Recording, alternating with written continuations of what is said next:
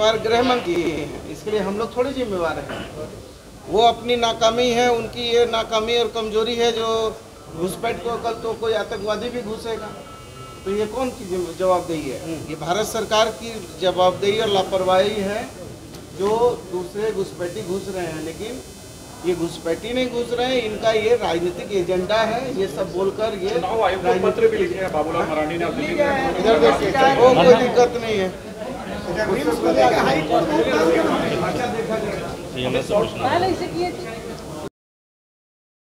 अब किसने क्या टिप्पणी की है माननीय मुख्यमंत्री के खिलाफ और कौन मामला दर्ज कराया है? भानु जी ने कहा था, भानु जी ने जो कहा था वो तो मैंने सुना है। वो तो सही में एक राज्य के एक चुने हुए मुख्यमंत्री, वो भी आदिवासी बहुल राज्य और आदिवासी मुख्यमंत्री, और उनके विरुद्ध इस तरह से एक अपने कहे तो एक घटिया लोकप्रियता पाने के लिए इस तरह का बयानबाजी करना सही में ये पूरे आदिवासी समाज के लिए, मेरे नज़र में तो पूरे आदिवासी समाज को एक कहे तो एक उनको ठेस लगने वाला बयान था।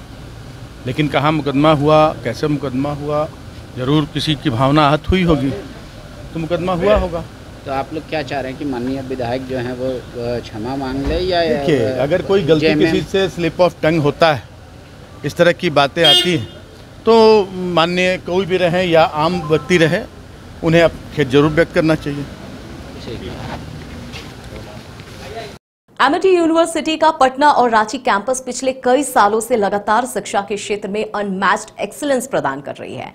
यूनिवर्सिटी रिसर्च और इनोवेशन और के कल्चर को बढ़ावा देती है और यही कारण है कि यहाँ के शिक्षकों और छात्रों ने मिलकर अब तक 1000 से ज्यादा रिसर्च पेपर और 100 से ज्यादा पेटेंट फाइल किए हैं।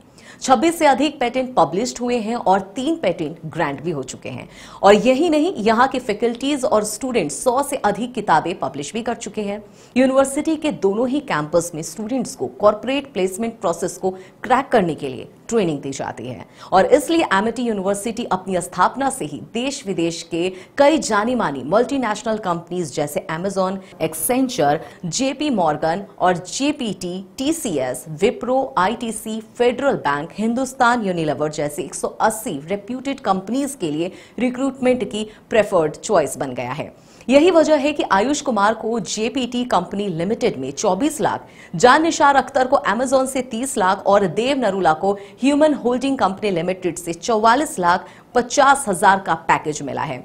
वहीं सुमन गुप्ता को पालो ऑल्टो में मिले 47 लाख के हाईएस्ट पैकेजेस से यूनिवर्सिटी ने बिहार और झारखंड में एक नया रिकॉर्ड कायम किया है। घर के लिए ग्रोसरीज की जरूरत हो या चाहिए फल और सब्जी, डेयरी या बेकरी प्रोडक्ट्स चाहिए या beverages, snacks and branded foods चाहिए हो या ब्यूटी प्रोडक्ट्स, अब इनके लिए अलग अलग दुकानों की तलाश हुई खत्म, क्योंकि रांची में खुल गया है केस्टोमार्ट, जो रखे आपका और आपके बजट का ख्याल। हर सामान पर 5% की छूट, होम डिलीवरी की सुविधा भी। आज ही पधारें। केस्टोमार्ट, one-stop solution for every customer's requirements. Call 9153989339.